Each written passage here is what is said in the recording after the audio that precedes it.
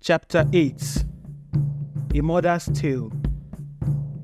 You almost killed me with that, Mama cried. Auntie Enobong squeezed herself into the house. Oh, please, Auntie Enobong responded. You and I know nothing as mundane as anything in this realm can kill you. It only took a second. Mama dipped her hand into the concoction and it turned into green fire. She hurled the fire at Auntie Enobong, who was just as quick, and brandished something dirty, something sandy, and something pale green. Mama screamed and hissed violently, just in time before her fire could hit its intended target. Auntie Enobong was holding the last banana tree, cleanly dug out. Its roots were hidden in a big block of dug-up sand. It looked intact and well preserved. Enobong, how dare you? She screamed. You won't. You cannot. She got up to lunge at Auntie Enobong, but Auntie Enobong's left hand had become a fiery fireball. One false move and I will burn your heart to pieces, she warned. You dare not, Mama screamed. You won't. You cannot. Oh, but I will. For my daughter, said Auntie Enobong. If you don't confess, set her free. There was silence, and Enobong moved the flames towards the dying banana plant. The right side of Mama's body went up in flames. She screamed. Okay, she shouted, and Enobong removed the fire. Mama's body stopped burning immediately. She sat down with a defeated sigh. You know what will happen to me if I confess, right? Much better than what will happen if I destroyed your life source against your will, said Auntie Enobong. I should burn it. Imagine what that would do for me. The powers I would harvest. But no, I need you to confess. I am giving you a chance. Talk. It started when my husband Babajide brought those plantain suckers to plant, said Mama. I warned him not to, but he would not listen. Mama recounted the story of how everything had started. Shortly after the bananas began to grow, she was instructed to attend to them in the evenings when the sun was down and the weather was cold. Knowing what she knew, she attended to them only in the afternoon when the sun was hot and everywhere was bright. One day, she was so tired that she did not attend to the bananas until the evening. I don't know what I was thinking, Mama cried, recalling all that had happened. As Mama tried to water the banana trees, she was pulled into one of the leaves. She suddenly found herself in a cave, where she was instructed by some women to kill her husband. Failure to do so would result in the death of her son, and her, and any woman who tries to come into the family and give birth would have the same fate. The planting of the bananas meant that it was going to be the only thing to bear fruit in their household. It would be the only fruits that they harvest. That was my punishment for deserting them a long time ago, Mama cried again. God, I was so stupid. So you killed your husband? Auntie Enobong said. Mama shook her head. No. But of course I could not keep him here, Mama said. She joined her hands together as if in prayer and muttered some incantations. There was a loud ruffle in her room, followed by banging noises, and then the rusty metal box zoomed out of her room. I kept him hidden. Spellbound, of course, Mama said. Then Jide got older, wanted to marry. I knew this was going to pose a problem. I could not risk him marrying just anybody. What if he married someone whose parents knew things? They would expose me. Ekaite was perfect. She claimed she was an orphan with no family members, or so I thought. I quickly agreed. Ekaite looked at her, and at Auntie Enobong, tears now falling from her eyes. But Mama continued. As long as I kept her from having children, Mama said, all would be well. She had no family members, so no one will be worried enough about her to try and find a solution to her lack of children. No new fruits, no problem. But she was worried on your behalf, Auntie Enobong said, and tried to find a solution. Yes, I was going to give her the concoction the following day, Mama said. I already sensed life growing in her. But she disappeared, met you, and you gave her a protective concoction and brought her back. Auntie Enobong nodded. I knew I was in trouble. Of course, even though it was temporary. The plan was supposed to be simple. Kill the baby and get it over with. My son loved her, so killing her was not going to be an option. But you could not kill the baby, Auntie Enobong said. Obviously, Mama replied. But I could keep it in there for as long as I wanted. So you hid your son too, Auntie Enobong said. When you noticed all the banana trees were dying. Yes. I hoped that the depression would make Ekaete run mad, leave, or something, or cause her to lose the baby. But nothing was working, Auntie Enobong said. My counter concoction was too strong. Mama smirked. No, Mama said. The bit of me in that baby through my son was getting too strong. There was nothing I could do about it. But tonight was the final straw, the last tree. I had to finish her off once and for all. But you have failed, Auntie Enobong said. I am here now. She will give birth to that baby. Your confession has set you free. It is time to harvest a new fruit. Chapter 9. The student versus the teacher. Says who? Mama hissed. Enobong did not have time to respond. Mama had split herself in two. Her projected form was still on the floor, looking at Enobong, keeping her distracted, while her real self had appeared behind Enobong. She grabbed the banana tree from her and vanished. Auntie Enobong ran towards Ekaete, who was still pinned on the floor. She muttered something, took out a piece of cloth and tore it forcefully. The force pinning Ekaete down dissolved and she got up. We need to get out of here now.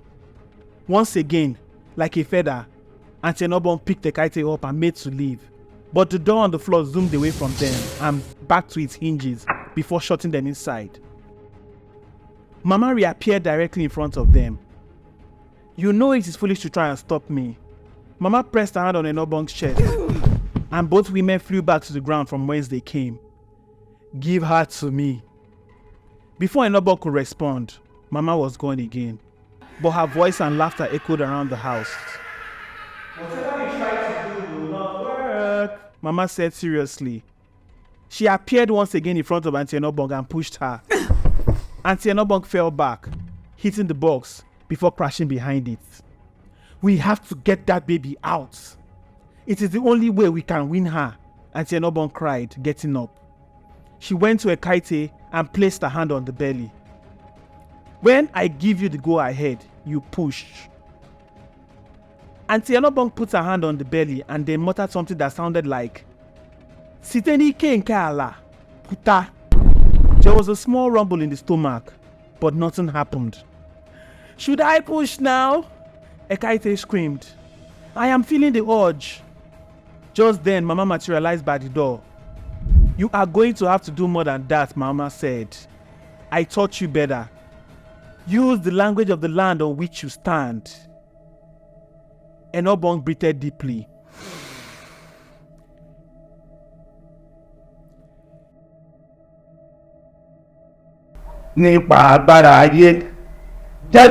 She bellowed. There was a greater rumble this time, followed by a Ekaete scream. Should I push now? I feel it.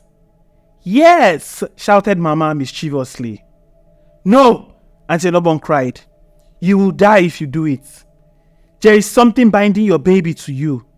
She looked all over the house. I taught you well, said Mama. Look for the knots. I dare you to find it.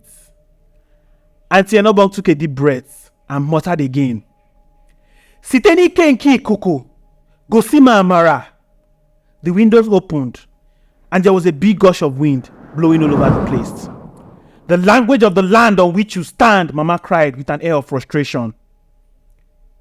Auntie Enobong took a deep breath again. The wind came again, this time stronger, and the mahogany logs quivered. Chapter 10. Imole. Auntie Enobong, realizing what she needed to do, took out a drawstring purse from her clothes and blew out the contents. It formed a barrier. Mama tried to push her again, but she was knocked back. With this temporary protection, Enobong dragged the box closer. She opened the first lock and opened the box. There was an Asian-looking man there. He waved at her absent-mindedly. She closed the box back, locked it, and opened the second lock. She saw Jide there. He waved at her absent-mindedly and she locked it. Behind them, Mama was trying to break through the barrier. She opened the third lock and all she saw was all sorts of food. She locked it again, and this time she opened all 3 locks at once. Mama screamed as the box opened and an Asian-looking brooch, shaped like a hake fish, swallowing its tail with a broken piece of broom, holding the tail and the mouth together. Without warning or giving it a second thought, she pulled out the broom and then pulled the tail from the mouth of the fish. Mama let out a loud scream, and immediately the banana tree appeared between her and the barrier. "Now push!" Auntie Enobong cried triumphantly. And even before she could do anything, before she could even make any efforts, there was a gush of water, and then something heavy landed on the floor. And an instant later, the whole room was filled with the cries of a baby. Mama fell down, and the already dying leaves of the banana tree fell to the ground. It was hard to tell if it was a cry of defeat or relief when Mama began to cry. "Look at her," Auntie Enobong said as she handed the baby to Ekaite. Ekaite took the crying baby, tears in her eyes, and she cried even more. The barrier faded away, and Mama waved her hand weakly. Auntie Enobong instinctively tried to shield whatever it was that Mama was trying to do, but stopped when she noticed the mahogany locks opened again, and the box slid open. Papa climbed out of it. He looked so old and withered, but when he saw Mama and ran to her, he seemed quite agile. The lid closed again and reopened itself. This time, Jide climbed out of it. He shook his head as if to shake off something, perhaps a spell, and then moved to his wife. Auntie Enobong gave way for them. He kissed Ekaite and smiled at the baby. "She looks like Mama," Ekaite said. "I love her so much." At the mention of Mama, Jide looked at his dying mother who was being consoled by his father. Mama shook her head as if to say, "I am sorry." Then the last banana leaf fell to the ground. "Let her carry her," Ekaite said. "Let her feel her granddaughter." Jide looked at her unsure. Ekaite looked at Auntie Enobong, perhaps to get an approval. Auntie Enobong nodded, and Jide took the baby to Mama, who carried her with support from her husband. Even as a baby, the resemblance was uncanny. Mama could have as well been looking at the baby version of herself. "Thank you," she said. She handed the baby back to him, held on tight to her husband, and together they faded away into thin air. As the spirits of Babajide and Mama faded away, a soothing breeze swept through the house, carrying a sense of peace and closure. Auntie Enobong looked at Ekaite, who was cradling her newborn baby, with a radiant smile on her face. "Your family is finally free," Auntie Enobong said, her voice filled with a mix of relief and satisfaction. Ekaite nodded, tears streaming down her face. "I cannot thank you enough for everything you've done. Without you, I would have lost my family, my daughter, and perhaps even my life." The news of the miraculous event spread through the village. The once dying banana trees were replaced with yams, and the abundance of the yam harvest brought prosperity to the entire community. Ekaite and Jide became respected figures, known for their resilience and love that triumphed over adversity. The baby, who they called Blessing, grew into a beautiful and healthy child. The villagers celebrated her birth, and she became a symbol of hope and renewal. Years passed, and Blessing grew into a strong and compassionate young woman. The story of her family ordeals and triumph became a legend in the village, passed down from generation to generation. Auntie Enobong, satisfied with her role in bringing about this positive change, continued her spiritual work, helping others in need. She visited the Kaite from time to time, ensuring that the family remained blessed and protected. And so the once cursed family found happiness, and the memory of the challenging times served as a reminder of the power of love, resilience, and the support of those who genuinely cared. If you enjoyed this video, please subscribe, click the like button, and give us a comment. Tell us what you liked most about the video, and tell us what other stories you would like to hear. Thank you very much for watching.